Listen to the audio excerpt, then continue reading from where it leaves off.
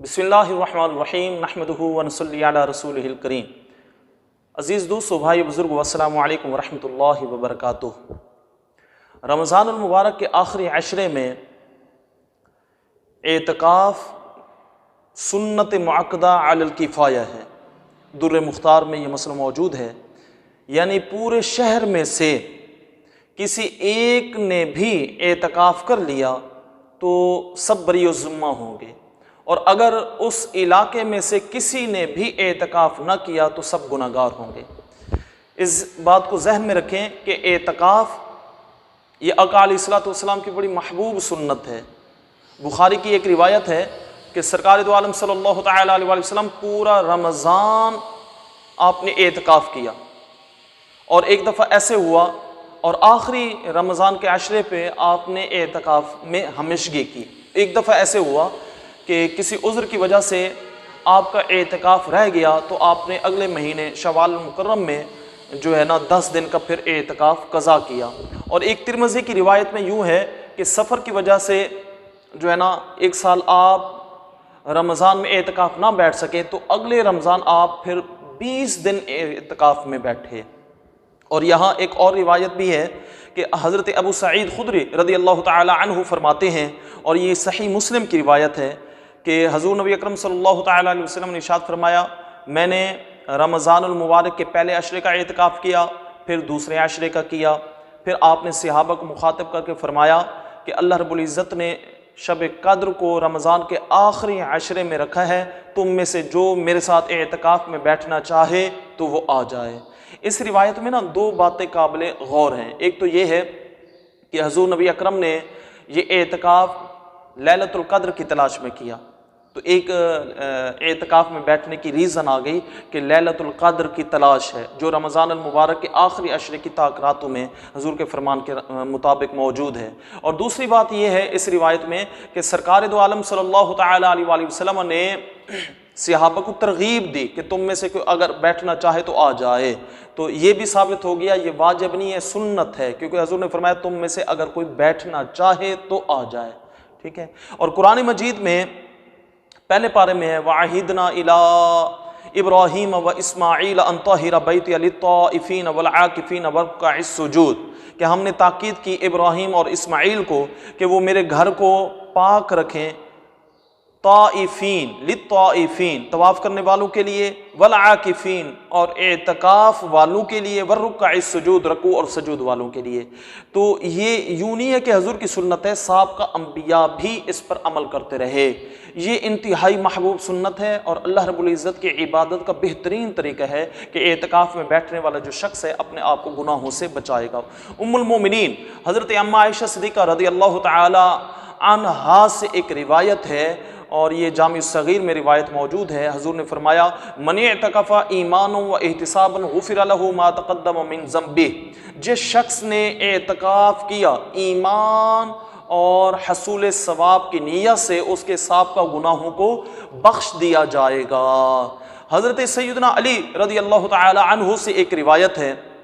کہ سرکار دو عالم صلی اللہ تعالی علیہ وسلم نے ارشاد فرمایا من اعتکف فی رمضان کان کحجتین وعمرتین، شعب الایمان کی یہ حدیث ہے۔ آقا دو جہاں سرکار دو عالم نے ارشاد فرمایا جس شخص نے رمضان میں اعتکاف کیا اس کی مثال ایسے ہے جیسے 2 حج اور 2 عمرے کیے۔ کتنی بڑی سعادت ہے،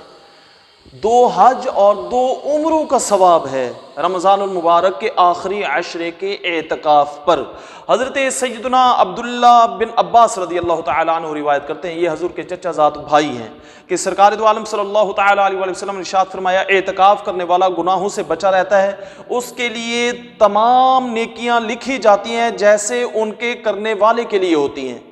یہ بہت بڑا اعزاز ہے، ذرا اس حدیث پر روایت پر غور کریں کہ ایک شخص ماں باپ کی خدمت کرتا ہے، ٹھیک ہے، اور اس کے اور بھی بہن بھائی ہیں جو خدمت کرنے والے ہیں، لیکن وہ شخص،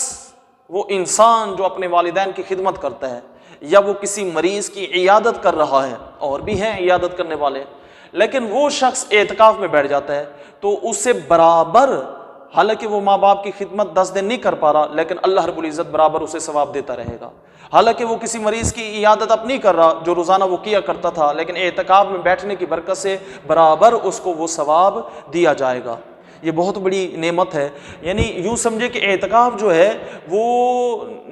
اس میں نیکیاں اس طرح برستی ہیں، اللہ کی رحمت اس طرح برستی ہے جیسے بارش برسے۔ حضرت سیدنا حسن بصری رضی اللہ تعالی عنہ سے منقول ہے، الدرر المنصور میں ان کا یہ قول موجود ہے کہ معتکف کو ہر روز ایک حج کا ثواب ملتا ہے۔ یہ بہت بڑا اعزاز ہے۔ جس طرح ہمارے مسلمان بھائی اعتکاف میں بیٹھ سکتے ہیں، رمضان المبارک کے آخری عشرے کا اعتکاف، یعنی 20ویں روزے کو مغرب سے پہلے پہلے اعتکاف سنت کی نیت سے اللہ کی رضا کے لیے مسجد میں داخل ہونا، ٹھیک ہے، پھر اگلے 10 دن بنتے ہیں یا 9 دن مسجد میں گزارنا، اس کو کہتے ہیں اعتکاف سنت۔ جس طرح یہ مسلمان بھائی مسجد میں آ کے یہ سنت مؤکدہ ادا کر سکتا ہے علی الکفایہ، اسی طرح ہماری مسلمان بہن بھی اپنے گھر میں مسجد بیت میں، مسجد بیت سے مراد یہ ہے کہ ایک کمرہ ہو، اکثر گھروں میں ایسے ہوتا ہے کہ ایک کمرہ خاص ہوتا ہے جس میں لوگ گھر کے افراد جو ہیں وہ نماز پڑھتے ہیں، قرآن کی تلاوت کرتے ہیں، ذکر و اذکار کرتے ہیں، نوافل ادا کرتے ہیں، ٹھیک ہے۔ اور اگر کسی گھر میں وہ مسجد بیت نہیں ہے تو وہاں مسجد بیت فرض کر لی جائے کسی ایک کمرے کو، وہاں ہماری مسلمان بہن جو ہے وہ بیٹھ جائے، مسلمان بیٹی وہاں بیٹھ جائے، ٹھیک ہے، 20ویں روزے کو